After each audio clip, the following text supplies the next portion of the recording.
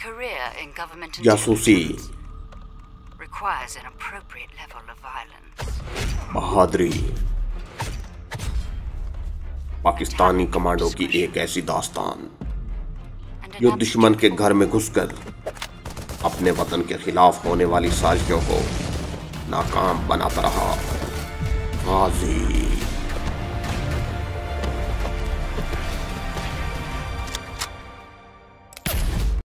ये आदमी भी पुरइसरार था। रास्ते में उसने कोई बात नहीं की थी। मैंने जंगल की बात की तो खामोश रहा, उसका नाम पूछा तो खामोश रहा, उस इलाके के मौसम की बात की तो भी खामोश रहा, इसलिए मैं भी खामोश हो गया। बहरहाल मैं 5 पुरइसरार कमांडोज के ठिकाने पर पहुंच गया। मैं ये नहीं बताऊंगा कि यह ठिकाना कहाँ था। ये पहले वाली जगह नहीं थी, कोई और जगह थी। यहाँ एक बड़े गैराज के नीचे एक तहखाना था। गैराज में जीप खड़ी थी, तहखाने में पंखा चल रहा था, एक बल्ब रोशन था। उन्होंने अपने मुंह और सर स्याह बड़े रुमालों से छुपाए हुए थे, सिर्फ उनकी आंखें नजर आ रही थीं। उनके दरमियान एक नक्शा रखा हुआ था जिसको वो बड़े गौर से देख रहे थे। उनके लीडर ने मेरी तरफ आंख उठाकर देखा और फिर हाथ से अपने पास बैठने का इशारा किया। वो पहले से अपने साथियों को कुछ समझा रहा था और कहने लगा, हमें यहाँ से टेक ऑफ करना होगा। नंबर 3 और नंबर 5 मिनट पहले यहाँ आकर हेलीकॉप्टर कब्जे में करेंगे। उस जगह मैंने निशान लगाया है। छावनी के गिर्द खारदार बाड़ लगी हुई है। मैं नंबर 2 और नंबर 4 और हमारा साथी हैदर अली इसी जगह छुपे हुए होंगे। हेलीकॉप्टर अपने कब्जे में करने के बाद नंबर 3 और नंबर 5 हमें सिग्नल देंगे। हम दौड़कर हेलीकॉप्टर में बैठ जाएंगे और हेलीकॉप्टर अपने टारगेट की तरफ परवाज कर जाएगा। कोई सवाल, कोई एतराज़? लीडर ने चारों कमांडोज की तरफ देखा। चारों कमांडोज ने नफ़ी में सर हिलाए, जिसका मतलब था कि उन्हें कोई एतराज़ नहीं है। उनके दिल में कोई सवाल नहीं था। तब लीडर ने मेरी तरफ मुतवज्जे होकर कहा, हैदर अली, मंडेल छावनी के बेस कैंप से आर्मी एविएशन का हेलीकॉप्टर आज रात मामूल की परवाज पर सप्लाई लेकर टीले की बैरकों में जाएगा। हम उस हेलीकॉप्टर पर अटैक करके उसे हाईजैक करेंगे और उसमें बैठकर अपने टारगेट पर पहुंचेंगे। कोई एतराज़, कोई सवाल? मैंने कहा, नहीं सर, मुझे कोई एतराज़ नहीं, मेरे दिल में कोई सवाल नहीं। ओके। लीडर कमांडो ने चुटकी बजाई और अपनी कलाई की घड़ी की तरफ देखकर कहा, चेक करो। बाकी चारों सियापोश कमांडोज अपनी अपनी कलाई पर बंधी हुई घड़ियों को देखने लगे। उन्होंने लीडर की घड़ी से अपनी घड़ियां मिला लीं। मैंने भी अपनी घड़ी जो मुझे बशीर भट्ट ने दी थी मिला दी। कमांडो लीडर ने कहा, हम आज रात के 2 बजे कमांडो अटैक करेंगे, तैयारियां शुरू कर दो। चारों पुरइसरार कमांडोज ने दीवार में लगी हुई एक अलमारी खोलकर उसमें से असलहा निकालकर चेक करना शुरू कर दिया। मैं कमांडो लीडर के पास बैठा था। वो भी अपनी स्टेन गन खोलकर साफ करने लगा और उसने मुझसे पूछा, तुम स्टेन गन तो ज़रूर चला लेते होगे? मैंने कहा, जी हाँ, मैंने इसकी ट्रेनिंग ली हुई है। लीडर ने कहा, ओके। एक स्टेन गन मुझे भी दे दी गई। उन तमाम स्टेन गनों पर फौलाद के साइलेंसर चढ़े हुए थे। मैं भी कपड़े से उसे साफ करने लगा। रात का खाना उन सियापोश कमांडोज ने शाम को ही खा लिया था। मैंने भी उनके साथ ही थोड़ा बहुत खा लिया।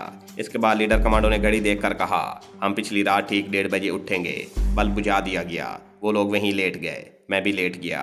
मुझे नींद नहीं आ रही थी, मगर वहाँ एकदम इतनी खामोशी छाई कि थोड़ी देर बाद मुझे भी नींद आ गई। रात के 1:30 बजे एक आदमी ने हमें जगा दिया। लीडर कमांडो ने उठते ही कहा, उठो उठो, तैयारी, एमुनेशन चेकअप।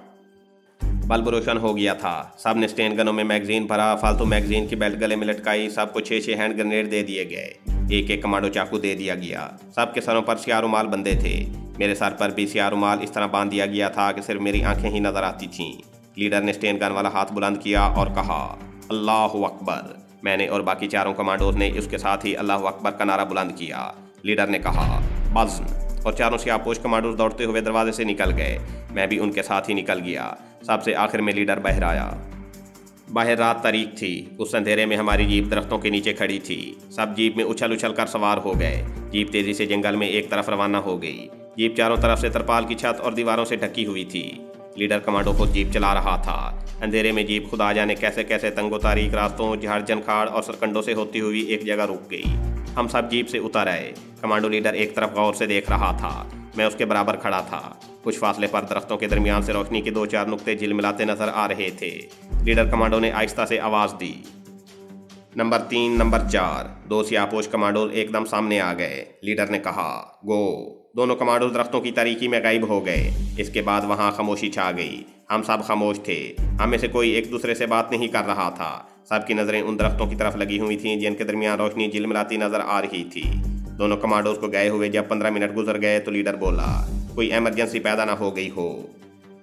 नंबर 5 कमांडो ने कहा, सर हम अटैक करेंगे। लीडर बोला, अभी नहीं। इतने में दूर से किसी परिंदे के 2 बार बोलने की आवाज़ आई। लीडर कमांडो ने फौरन कहा, गो गो। ये कहकर वो दरख्तों की तरफ दौड़ा। उसके पीछे कमांडो नंबर 2, नंबर 5 और मैं भी स्टेन गन पकड़े दौड़ पड़े।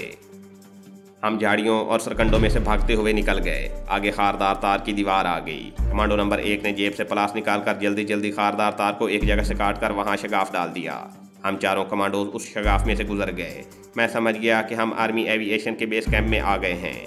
उस हदूद में दाखिल होते ही लीडर की रफ्तार आहिस्ता हो गई। हम झुककर एक दूसरे के पीछे चले जा रहे थे। मैंने देखा कि वहां आसपास कुछ फासले पर हैंगर से बने हुए थे, जिनके ऊंचे दरवाजों के ऊपर बिजली के बल्ब जल रहे थे। एक तरफ मुझे हेलीकॉप्टर खड़ा नजर आया। हम उसकी तरफ बढ़ने लगे।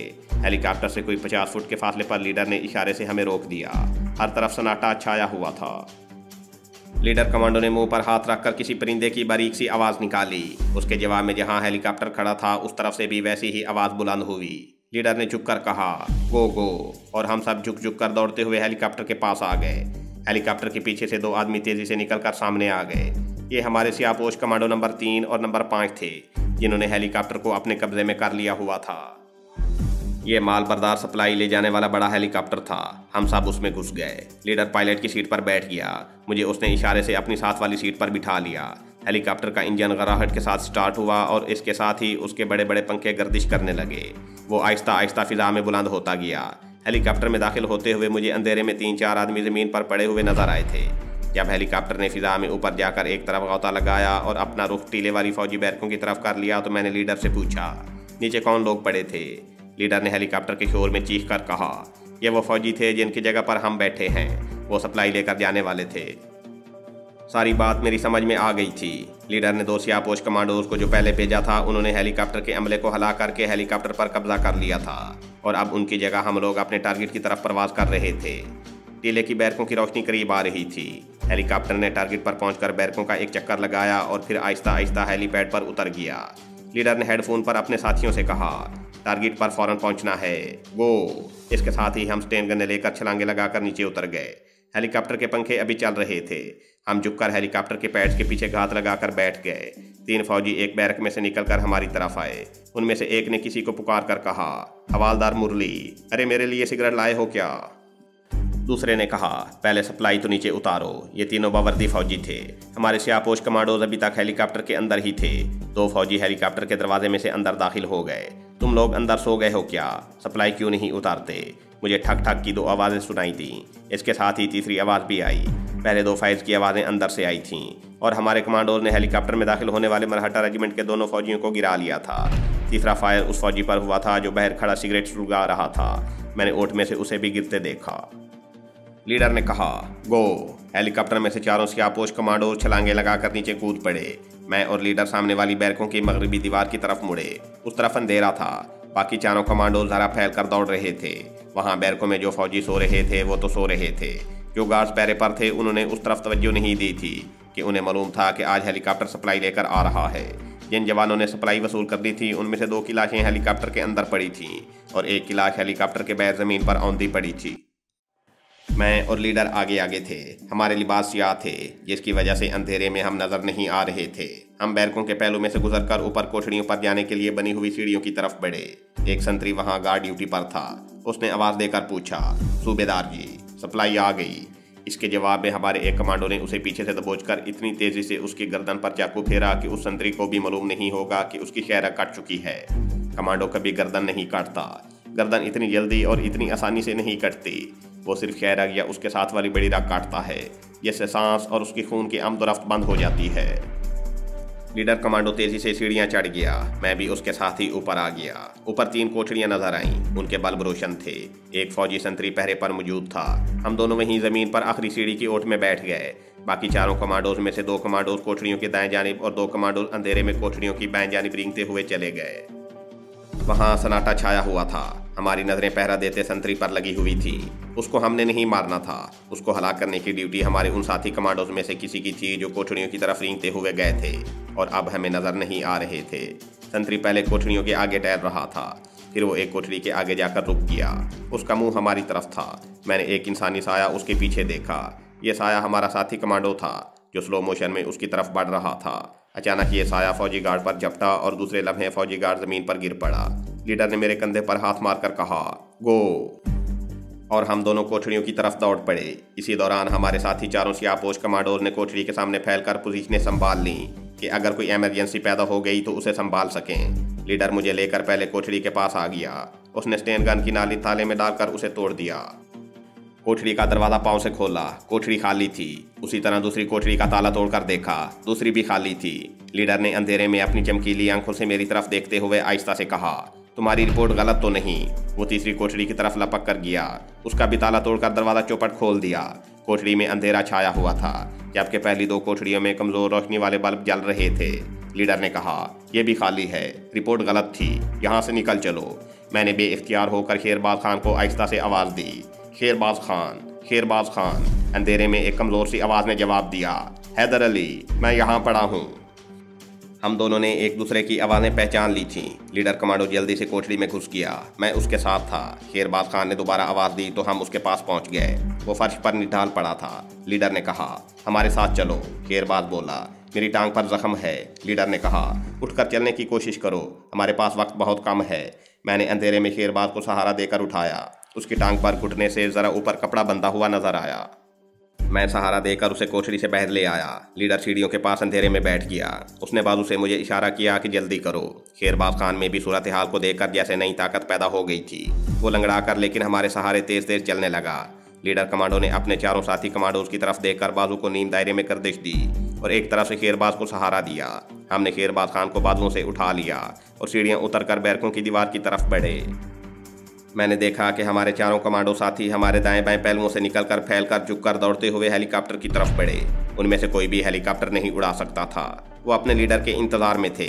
हम शेरबाज खान को उठाकर तकरीबन दौड़ते हुए जैसे ही हेलीकॉप्टर के पास पहुंचे, सामने वाली बैरक से किसी ने बुलंद आवाज में कहा, कौन हो? और हमारे एक कमांडो से गलती हो गई। उसने बैरक के बाहर खड़े एक फौजी को देख लिया था। उसने उस पर फायर कर दिया। अगरचे फायर का धमाका नहीं हुआ था, मगर फौजी को भी गोली नहीं लगी थी। उसने चीख कर कहा, सिक्योरिटी अलर्ट। इसके साथ ही कोने वाले वाच टावर की सर्च लाइट रोशन हो गई। ये सर्च लाइट हमारी इतला के मुताबिक रात 1 बजे के बाद बंद हो जाती थी और उसकी जगह दूसरी मचान वाली सर्च लाइट रोशन हो जाती थी, जो यहाँ से काफ़ी फासले पर थी और उसका गोल दायरा यहाँ तक नहीं आता था। जैसे ही सर्च लाइट रोशन हुई, लीडर ने चिल्लाकर कहा, चापर के अंदर, चापर के अंदर, गो। चारों कमांडोर ने शेरबाज खान को उठाकर हेलीकॉप्टर में डाला और खुद भी अंदर घुस गए। लीडर और मैं इस दौरान काकपट में बैठ गए थे और इंजन स्टार्ट हो चुका था। पंखों ने घूमना शुरू कर दिया था। अचानक हम पर मशीन गन का फायर आने लगा। बैरकों की बत्तियां रोशन हो गईं। वाच टावर से भी फायरिंग शुरू हो गई। गोलियां हेलीकॉप्टर से टकराने लगीं। मुसीबत ये थी कि जब तक पंखों की गर्दिश एक खास रफ्तार नहीं पकड़ लेती थी, हम हेलीकॉप्टर को ऊपर नहीं उठा सकते थे। कमांडोज ने भी हेलीकॉप्टर के दरवाजे में जवाबी फायरिंग शुरू कर दी, मगर ये लोग अंधेरे में अंधे टारगेट पर फायरिंग कर रहे थे। इतने में सर्च लाइट की रोशनी का गोल दायरा हेलीकॉप्टर पर पड़ा। साथ ही हम पर बारिश की तरह मशीन गन के फायरिंग शुरू हो गई। लीडर ने स्टिक खींच लिया। हेलीकॉप्टर ऊपर को उठा। लीडर बड़ा माहिर पायलट लगता था। उसने बजती गोलियों की परवाह किए बगैर हेलीकॉप्टर को बुलंद होते ही गौते में डाल दिया और दाएं तरफ झुकाकर टीले से नीचे दरिया की तरफ ले आया। टीले पर से बेवक्त 3-4 रोशनी के राउंड फायर हुए। सारी फिजा रोशन हो गई। उस रोशनी में हमारा हेलीकॉप्टर दुश्मन के लिए बड़ा आसान टारगेट बन गया। धमाके की आवाज़ आई। लीडर ने चिल्लाकर कहा, हम पर रॉकेट फायर हुआ है। मेरे खुदा! रॉकेट का गोला शूं की आवाज़ के साथ हेलीकॉप्टर के बिल्कुल करीब से होकर गुजर गया। लीडर ने हेलीकॉप्टर को दाएं बाएं लहराना शुरू किया। वो उसे लहराते हुए कभी दाएं तरफ और कभी बाएं तरफ ले जाता और उसे आगे भी बढ़ाता चला जा रहा था। वो हेलीकॉप्टर को टीले से बहुत नीचे दरिया की सतह पर ले आया। मुझे रात की तारीकी में दरिया का पानी नजर आने लगा। पैराशूटों वाले रोशनी के राउंड फायर बुझकर दरिया में गिर चुके थे। इसके साथ ही और रोशनी के राउंड फायर हुए। वहां दिन की रोशनी हो गई। हम पर मशीन गन्स की फायरिंग के अलावा रॉकेट लॉन्चर्स के रॉकेट भी फायर होने लगे। हम इतनी देर में दुश्मन की रेंज से बाहर निकल गए थे। अचानक एक धमाका हुआ और हेलीकॉप्टर को इतनी जोर से धचका लगा कि जैसे किसी देव ने उसे पकड़कर झंझोड़ दिया हो। इसके साथ ही वो नीचे दरिया की तरफ गिरने लगा। लीडर ने चिल्लाते हुए कहा, दरिया में कूद जाओ। टीले वाली छावनी की तरफ से फायर किया गया गोला हेलीकॉप्टर के परों को उड़ाता हुआ निकल गया था। ये सब कुछ 1 या 2 सेकंड में हो गया। हमने सीट बेल्टें नहीं बांधी हुई थीं। दरिया ऊपर को आ रहा था। हेलीकॉप्टर नीचे जा रहा था। हम खिड़की में से दरिया में कूद गए। हेलीकॉप्टर एक धमाके से दरिया में गिर गया। अंधेरे में हमने दरिया के दूसरे किनारे की तरफ तैरते हुए गर्दन पीछे मोड़कर देखा। हमें दरिया की सतह पर कुछ आदमियों के साथ नजर आए। चारों कमांडोज और शेरबाज खान भी दरिया में छलांगे लगा चुके थे। दरिया की लहरें वहाँ बड़ी तेज रफ्तार थीं। हम तैरते हुए दूसरे किनारे पर आ गए, जो वहाँ से ज़्यादा दूर नहीं था। यहाँ दरिया टीलों के दरमियान से होकर गुजरता था। हमारे दूसरे कमांडो साथी भी दरिया से निकल आए थे। वो रात की तारीकी में शेरबाज खान को बाजुओं से पकड़कर चलाते हुए हमारे पास आ गए। लीडर ने शेरबाज खान से पूछा, जवान तुम ठीक हो? शेरबाज बोला, बिल्कुल ठीक हूँ सर, टांग पर जख्म है, ठीक हो जाएगा। हम दूर दरिया के दूसरे किनारे वाले टीले की तरफ ऊपर देख रहे थे, जहाँ से अब मशीन गन का फायराना बंद हो गया था। दरिया में टीले से थोड़ी दूर सर्च लाइट की रोशनी पड़ रही थी। लीडर कहने लगा, उन्हें यकीन हो गया है कि उन्होंने हेलीकॉप्टर मार गिराया है। उनके पास यहाँ कोई दूसरा हेलीकॉप्टर नहीं है, वरना हमारा बच निकलना मुश्किल हो जाता। मैंने लीडर से पूछा, अब हमें किस तरफ जाना चाहिए? लीडर ने कहा, फिक्र न करो, हमें मालूम है कि किस तरफ जाना है। फिर उसने अपने चारों सियापोश कमांडोज से पूछा कि वो सब ठीक हैं। हर एक ने बारी बारी कहा, सब ठीक है सर। लीडर उठ खड़ा हुआ, ओके, हमें इन पहाड़ियों से निकल जाना चाहिए। रात के अंधेरे में हम एक टीले की चढ़ाई चढ़ने लगे। लीडर कमांडो हमारी रहनुमाई कर रहा था। मैं शेरबाज को सहारा देकर अपने साथ चला रहा था। चारों कमांडो ढलान पर फैलकर आगे बढ़ रहे थे। शेरबाज खान ने मुझसे धीमी आवाज में पूछा, ये लोग कौन हैं? मैंने कहा, हमारे मुजाहिद भाई हैं, अभी खामोश रहो, फिर बात करेंगे। लीडर कमांडो मुझसे 4-5 कदम आगे चढ़ाई चढ़ रहा था। उसने हमारी आवाज़ सुनी तो बोला, बोलचाल बंद। टीला ज़्यादा ऊंचा नहीं था। उसकी चोटी पर पहुंचने के बाद हम दूसरी तरफ उतरने लगे। पिछली रात की तारीकी में सामने एक गैर हमवार मैदान का मंजर था, जिसमें ताड़ी के बहुत दरख्त थे। उनकी छतरियां ऊपर सितारों तक पहुंचती मालूम हो रही थीं। लीडर कमांडो हमें गाइड कर रहा था। बाकी चारों कमांडो अब हमारे साथ साथ चल रहे थे। शेरबाज खान लंगड़ा कर चल रहा था। उसकी वजह से हमारी रफ्तार सुस्त थी। वहाँ तेज रफ्तारी की ज़रूरत भी नहीं थी, क्योंकि हम छावनी के इलाके से बहुत दूर निकल आए थे।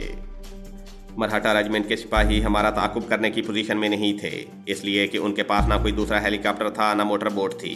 इतना खतरा ज़रूर था कि शेरबाज के फरार की इतला छावनी से कैंप में दे दी गई होगी और कैंप में से कोई प्लाटून हमारी तलाश में निकल सकती थी। लेकिन हम दरिया की दूसरी जानिब आ गए हुए थे।